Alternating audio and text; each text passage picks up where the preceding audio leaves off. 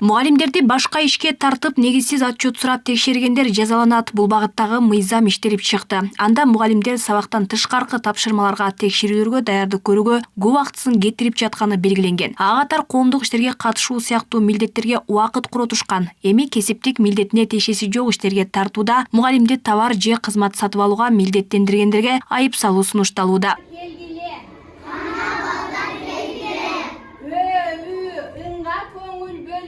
Мугалимдер сабактан тышкаркы иштерге көп тартылып жатканы буга чейин да актуалдуу көтөрүлүп келген. Мындай көрүнүштөр окуу процессине терс таасирин тийгизип келгенин тажрыйбалуу педагог Айнагүл Нажиева белгилейт. Анын айтымында мугалим сабакка даярданууга, окуучулар менен жекече иштөөгө жана билим сапатын жогорулатууга убакыт бөлүшү керек. Алардын милдети менин оюмча мындай, баарыбыз билгендей эле текшерип биздин катабызды, кемчилигибизди табуу эмес, бизге кандайдыр методикалык жардам берүү керек болчу да. Бирок ал ошол нерсе, ошондой нерсе катары текшерилбей бизде мындай басмырлоо катарында болчу да.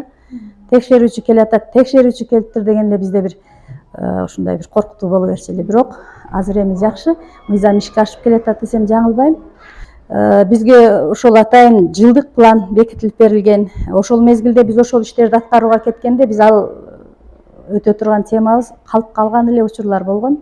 Эми кайталоо иретинде кошумча кылып бергенбиз, бирок эми ошол талапка жооп бере турган болбойт эле да. Буга чейин педагогдор мектептин чарбалык жумуштарына, класстарды жасалгылоого чейин тартылып келишкен. Айрым мектептерде материалдык базаны чыңдоо максатында ата-энелер менен демөөрчү издөө иштерине да педагогдор тартылган. Мындай көрүнүштөр мугалимдин түздөн-түз милдети болгон окутуу процессинен алаксытып, анын убактысын, күчүн кошумча иштерге сарптоого алып келген. Эң биринчи кезекте өзүнүн милдети бар, функционалдык так бул ошол окуучуларга сапаттуу билим берүү.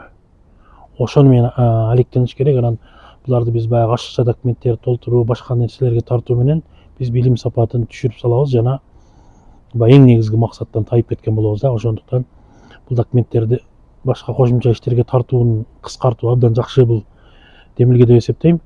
Андан сырткары буга чейин мугалимдер кайсы бир жердеги чоң иш чарада залды толтурмай же явка деген нерселерге көбүрөөк ошону курмандык болуп калчу эле.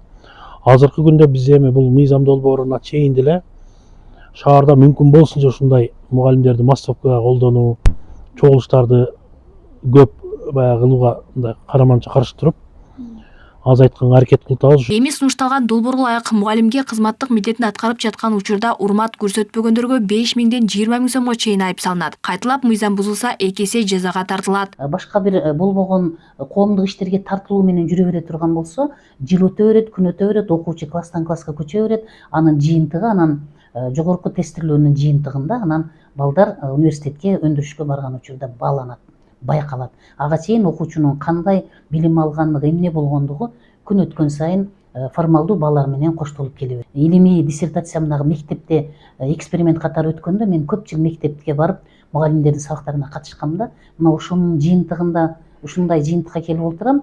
Бүгүн мыйзам долбоору актуалдуу.